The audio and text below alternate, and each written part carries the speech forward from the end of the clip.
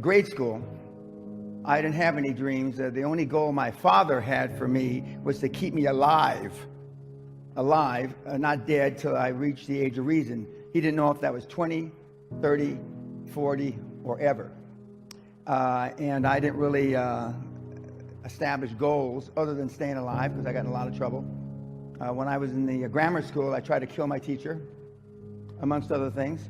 I got expelled, not from the school, but from the district. They wouldn't allow me to go to school in the district. And I've been arrested and in jail 5-6 times. But then I went into the military, and that straightened me out and made a man of me. But your father was a policeman. My dad was a high-profile policeman, hard. Tough guy. And what did you learn from him? Well, I learned that discipline, focus, honesty.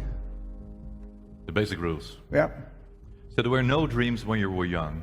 Mm-mm. So what did you do after school? Got in trouble. Mm-hmm. Like we all do? Yeah, got in trouble. How did you get out? Did awful things. Got in fights, beat up people, hurt people. I was very good at that. Yeah. In that sense, I was a high performer. I could really kick out of people pretty well. You were a fighter. Yeah, correct. So how did you end up in Wall Street? By the grace of God, I lived. Went off to the military, entered a private. Came out 4 years later, an officer. And I was getting a big award in the military. And there was a 2-star general that was pinning something on my chest. And he said, you know, if you were in the real world, Danny, that's what they used to call me, I was a lieutenant, you could probably get rich. And a light bulb went off over my head. I had never thought of that before. I didn't know how much $1 million was, except for about that same time frame. One of the other young officers inherited $1.4 million, and he was buying all the officers' drinks in the officers' club. And I said, well, why is John buying us all drinks? He says, he just inherited $1 million. And I said, write it down for me. I'm 22 years old. And he put it with the zeros. I go, I didn't know how many zeros $1 million had.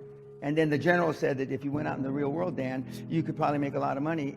I then, within a week, I took action. I reversed my paperwork. I just put in paperwork to be a permanent military forever. And I reversed it to get out. I got out 5-6 months later. I came back, went back to school where I had to get special permission because I had flunked out 3 times out of university. And then I graduated ultimately with honors. And I wanted to go where the action was. And the action in those days, and this was in 1972, was on Wall Street.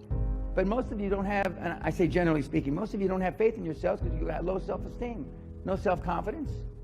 You look like you dress like and you blame it on the 21st century, the reason why you dress the way you do. 25 years ago, if you come to a seminar like this, you'd all be wearing suit and tie. 40 years ago, the women would be wearing hats.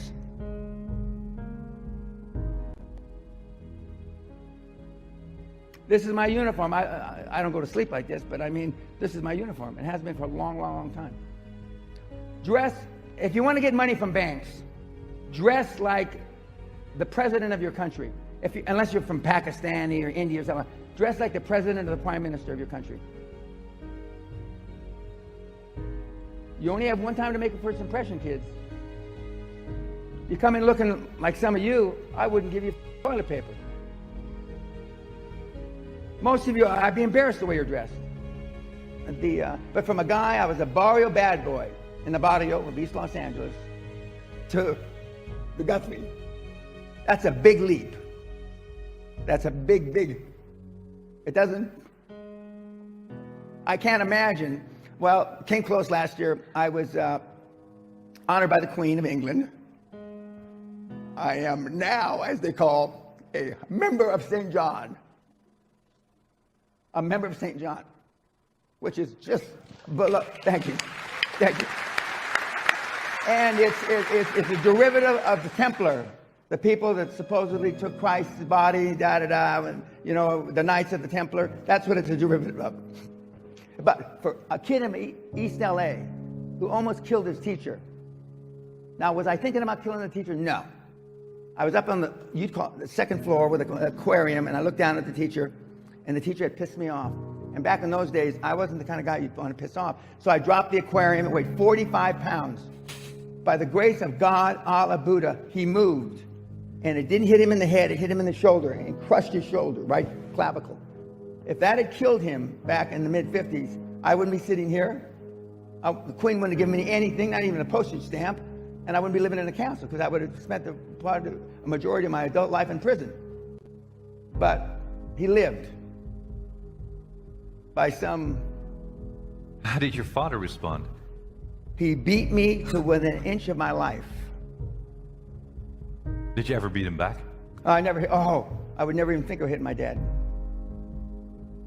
My dad had a 56-inch chest, a 28-inch waist, and 18-inch biceps, and he never lifted weights. For you six-packers out there, never lifted weights. He was an all-American gymnast in high school. I get chills even thinking about hitting him. I mean, he would have killed me. But see, Michael didn't bring me here to make... If I leave here with anybody liking me, I failed. You understand what I'm saying? I failed. I'm not here to be your friend. You want a friend, go get a dog. I'm here to drag your sorry ass across the goal line, no matter what it takes. And there's no better on the planet than me at doing it, as demonstrated by all the tens of billions I've created. Can you imagine? I'm getting all excited now. Just look at this. Even the sorriest ones in here, I could probably 50 million. And there's a couple of billionaires out there. I got to strain to find one, but I mean, there are. The odds are there's at least 2 or 3 billionaires in this room. To be. Potentially. Yes, sir, potentially. 2 or 3. But would those 2 or 3 make the sacrifices necessary? What is necessary? What's the best advice? How to do it? The best advice is find something you love. Find something that can change 1 billion lives. Zuckerberg is a classic example. He changed more than 1 billion lives. Added value. Correct.